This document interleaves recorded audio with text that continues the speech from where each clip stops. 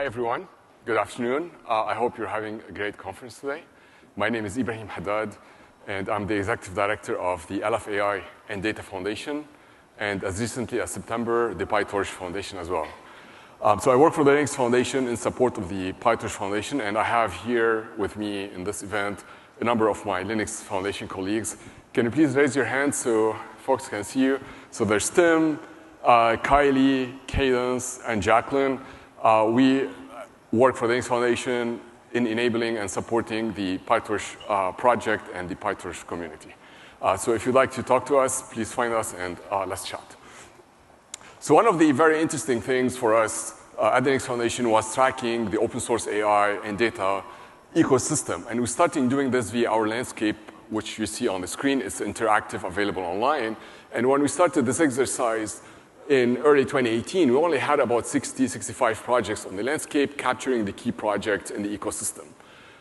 Fast forward 4 years, we have over 330 projects representing the work of over 40,000 developers that are consistently contributing to these projects and producing, as of today, over 500 million lines of code. And every week, we have 1 new million line of code being added to that ecosystem. So it's very thriving and very active ecosystem. However, there are some challenges, such as integration across projects, such as governance-related challenges, challenges in relation to integration with projects and cross-pollination across these different projects from the developer perspective.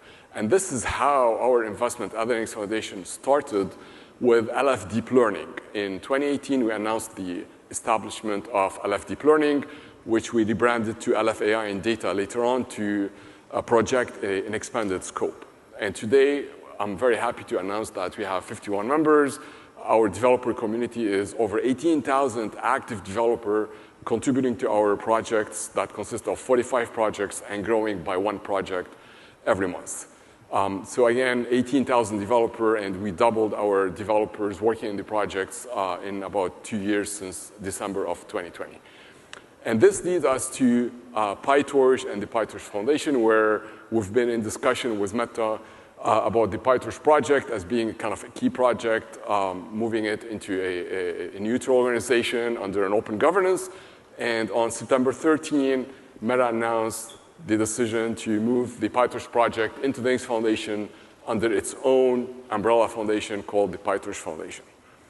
Right? And that was really a major milestone for the project, or is the major milestone of the project, thanks to major efforts from Meta as staff and leadership, and the support of several of the organizations that became founding members of the PyTorch Foundation that you can see on the screen. And that signals really 2 main things. The first one is really a massive commitment to open source and open governance from Meta and the founding members of PyTorch Foundation. And the second one is increased funding and increased investment in open source AI, not just from the founding members of the PyTorch Foundation, but also from the Linux Foundation, as the Linux Foundation is also contributing funds and resources in support of the PyTorch project and the PyTorch Foundation. And one interesting thing that I will touch upon now to address some of the questions that we frequently get, but it's also addressed following in the panel that you can see the chair here for, is the governance. So basically, there are 2 types of governance here that are separated. The first one is the business governance, which is the governance of the PyTorch Foundation, how the PyTorch Foundation works, how decisions happen. And the way I look at this is the PyTorch Foundation, or the business governance, is basically the funding governance. This is how we gather funding to spend on the project, right? This is how we will be sponsoring our events, our marketing efforts, our communication efforts. This is how we will pay for the infrastructure, for a lot of activities that happen in support of the project. And there is the technical governance of the project, which is how technical decisions are being made, decisions about the roadmap, about the features, et cetera. And this remains as is. It is managed by the project, and there's really no interference between the PyTorch Foundation and how the project runs. And I think this topic is going to be covered in the next talk in deep details. Now, with respect to what the Linux Foundation will be supporting the project with. I have on the screen, as you can see behind me, a number of areas, not just in terms of implementing an open governance for the project and moving it into the foundation and having the foundation manage its assets, but it's also in relation to a number of other activities. We will be providing marketing, PR, communication services. We have a dedicated staff that will enable and support the project in many areas, such as events. So starting next year, we will be setting up this event, managing it, in addition to a host of other smaller events that targets developers.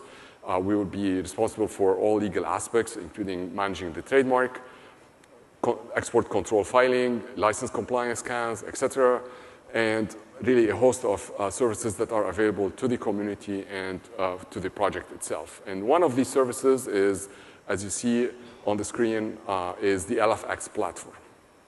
And I have a slide on this coming up. LFX Platform is basically a suite of services. It's a Linux Foundation product. We actually developed this platform. And as of today, it provides 11 different tools available for open source projects to use. And we've already successfully onboarded the PyTorch project on this platform. We have LFX Insight, security services, CLA services, and many others that are already available in support of the PyTorch project.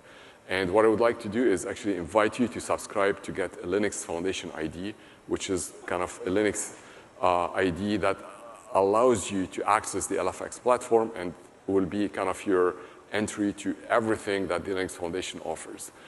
And once you log in, just search in for PyTorch, and you will have access to really amazing statistics about the project and a host of number of tools and utilities that you can use in learning about the project, and a lot of things that you can actually download and integrate as part of your presentations talking about the project.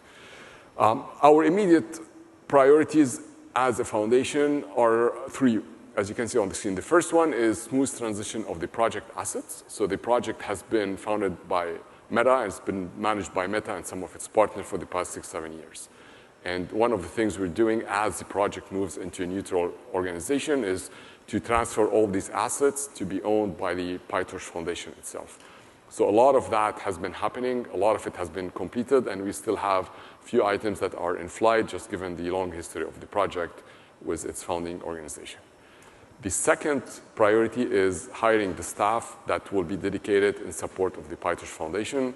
So this is completed as of now. We've hired 2 full-time resources. So Candice Gulhili, who's sitting here, she's dedicated to everything marketing, communication, and PR in support of the PyTorch project. And Lucy Hyde, she's actually not attending here, but she's attending remotely. She's a project manager in dedication for the support of the PyTorch project. She's also a PyTorch user, and she's been a data scientist, so she has a deep understanding of the project to help support and enable it as well. And the last priority we have is really, and we're getting there, is getting the foundation into a stable operation. So the foundation was announced in September. We hired the staff. We're moving and transferring the assets from Meta into the PyTorch Foundation. And we're looking at the beginning of the year to start as fully functioning foundation with its own staff and its own internal processes and operation. In terms of long-term operation, and that's really looking into 2023 and beyond, we have a lot of things that we're working on. What you see on the screen is just kind of a high-level summary. And what I can share with you at this point is we're looking at 5 different areas where we're looking to support the project. The first one is, or the first bucket or area is focused on developers. You know, how can we enable developers with additional tooling, documentation? How can we increase the number of contributors into the project? How can we increase the contributions from existing developers, et cetera? So developer focused. The second area is in relation to marketing, communication, and events, and that targets promoting the project and creating additional events in addition to the PyTorch events, and there's really a whole list of things within that category. The third area of priority is in relation to enterprise adoption, and that basically focuses on programs and initiatives to have more organizations adopt the project and more organizations contribute to the project. Fourth area is training and certification, and we've already launched and made available 2 training courses on PyTorch, and we have a number of courses that are being designed right now. So if you are a developer who's available and willing to contribute to the design and implementation and making available technical training courses about PyTorch, please talk with Tim. He's sitting back there. He's the director of training and certification at the LFX Foundation and working with a number of developers on building curriculum that will make available via the LFX platform to further provide technical training on the PyTorch project. And the fifth area of focus is academia and research. As you know, there's really a deep history between PyTorch as a project and academia and universities, and we want to expand on this. We want to have PyTorch even used more within academia and academic R&D labs. And that includes mentorship program and internship programs and many other programs that we're building. This is just kind of a highlight, as I only have about 5 minutes to share with you all of this information. As you can tell, there's really a lot happening, and we are at the LFX Foundation super excited with the project. We've been trying to get PyTorch to move the foundation for such a long time, and finally happened. So it's a great complement to a lot of the AI programs and data-related programs that we have. As you can see, we have 5 or 6 people here focused on helping and transitioning the project and supporting it. And my email is on the screen, so please feel free to reach out to me by email.